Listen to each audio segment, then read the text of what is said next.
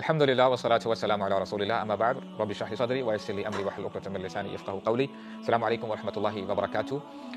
کچھ دنوں سے میسیجز آ رہے تھے کہ جو حالات چل رہے ہیں ہمیں کیسے رسپونڈ کرنا چاہیے، اور سب سے پہلے ہم اللہ تعالیٰ سے دعا کرتے ہیں کہ اللہ تعالیٰ ان بچیوں کے پیرنٹس کو، ان کے گھر والوں کو صبر عطا فرمائے اور بہترین جزا عطا فرمائے دنیا اور آخرت میں، کہ ان کی بچیاں گھر سے نکلیں پڑھنے کے لیے اور ان ظالموں نے بمباری کر کے اسکول کو تباہ کر دیا اور بچوں کو شہید کر دیا۔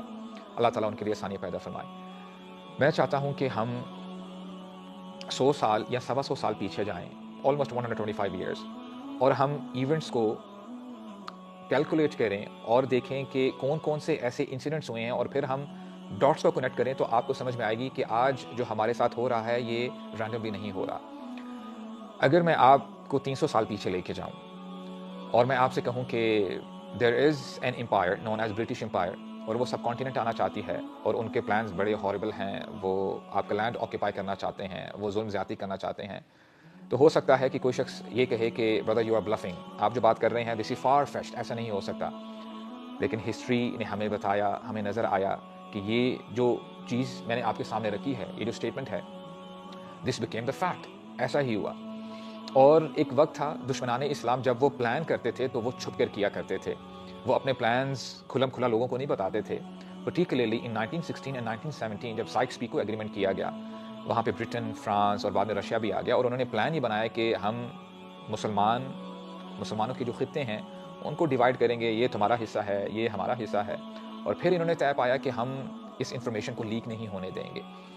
اور بہرحال انفارمیشن تھوڑی بہت جب لیک ہوئی، شریف حسین آیا ان کے پاس اور انہوں نے کنسرن شیئر کیا کہ سننے میں تو بات یہ آ رہی ہے آپ نے تو ہمارے ساتھ کچھ اور وعدہ کیا، تو پھر انہوں نے تسلی دی کہ نہیں یہ تو صرف رومرز ہیں، کوئی ایسی ویسی بات نہیں ہے، اور پھر ہم نے دیکھا کہ وہ جو بات لیک ہوئی تھی وہ واقعی جینوئن تھی، ایسا ہی ہوا۔ اب دیکھیں یہ تو کچھ ایسے سائنز اور سمبلز ہیں جو کہ وقت آنے پہ پتہ چلے۔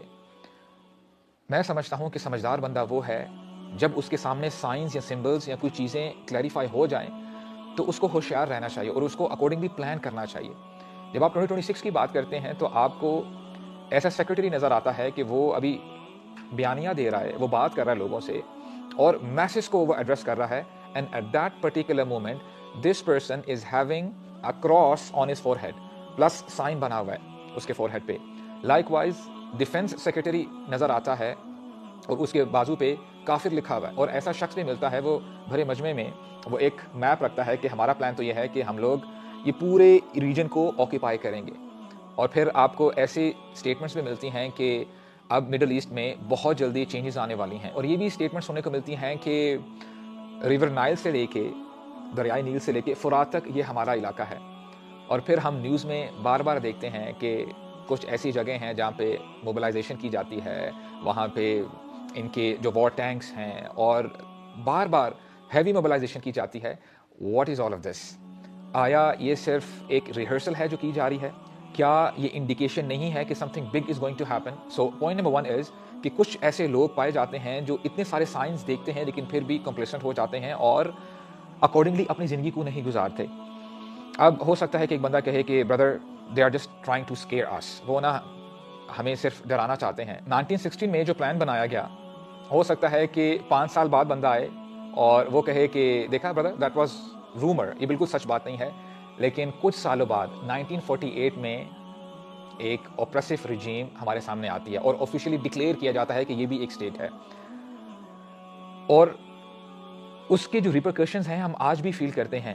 یعنی ہمارے بہن بھائی، ہماری مائیں، ہماری بہنیں ابھی بھی کیمپس میں رہ رہی ہیں، ابھی بھی بچوں کا قتل کیا جاتا ہے اور ابھی بھی ان کے اوپر بامبنگ کی جاتی ہے۔ اور ہو سکتا ہے کہ ایک شخص یہ کہے کہ بردر یہ پولیٹکس کی بات ہے، میرے ساتھ پولیٹکس کی بات نہ کیا کرو، اور جو پولیٹیشینز ہیں یہ ان کا کام ہے، وہ سنبھالیں۔ ایٹ لیسٹ یہ تو ہمارا حق بنتا ہے کہ ہم حالات کو سمجھیں اور غفلت میں اپنی زندگی نہ گزاریں، کیونکہ یہ بات آپ جان لیں، شر وہ رات دن کام کر رہا ہے، وہ کبھی نہیں چاہتا کہ اسلام آگے بڑھے، اسلام غالب آئے۔ اور یہی تو میسج ہے قرآن مجید کا۔ قرآن مجید ہمیں بار بار ریمائنڈ کرواتا ہے اور وہ ہمارے اندر نا اویئرنیس کریٹ کرنا چاہتا ہے۔ میں سورہ نساء کی آیت نمبر 102 آپ کے سامنے تلاوت کرتا ہوں۔ اللہ تعالیٰ فرماتے ہیں وَلْيَأْخُذُوا حِذْرَهُمْ وَأَسْلِحَتَهُمْ، اے مسلمانوں، اے ایمان والو، you have to take precaution، تم نے کمپلیسنٹ نہیں رہنا، تم نے ہوشیاری دکھانی ہے، تم غفلت افورڈ نہیں کر سکتے، تم غافل نہیں رہ سکتے۔ ود الذین کفروا لو تغفلون عن اسلحتکم وامتعتکم فیمیلون علیکم میلۃ واحدہ. اور یہ جو کفار ہیں, یہ جو دشمنان اسلام ہیں, یہ چاہتے ہیں کہ تم غافل رہو, یہ چاہتے ہیں کہ تم نیٹ فلکس اور گیمز کھیلتے رہو اور بس ٹائم ویسٹ کرتے رہو, اور جس وقت تم غفلت میں ہو یہ چاہیں گے کہ ایک بار ہی تم پر حملہ کر دیں اور تمہیں نقصان پہنچائیں. اور آپ نوٹ کریں گے کہ اس آیت میں اللہ تعالیٰ نے پریکاشن 2 دفعہ مینشن کیا ہے, وَلْيَأْخُذُوا حِذْرَهُمْ, اور آخر میں بھی وَخُذُوا حِذْرَكُمْ, یعنی you have to take necessary actions, تم نے پریکاشنز لینی ہے. اور یہی وجہ ہے کہ قرآن مجید ہمیں بار بار یہود کے بارے میں بتاتا ہے, منافقین کے ٹریٹس کے بارے میں بتایا جاتا ہے, ہمیں نصارہ کے بارے میں بتایا جاتا ہے.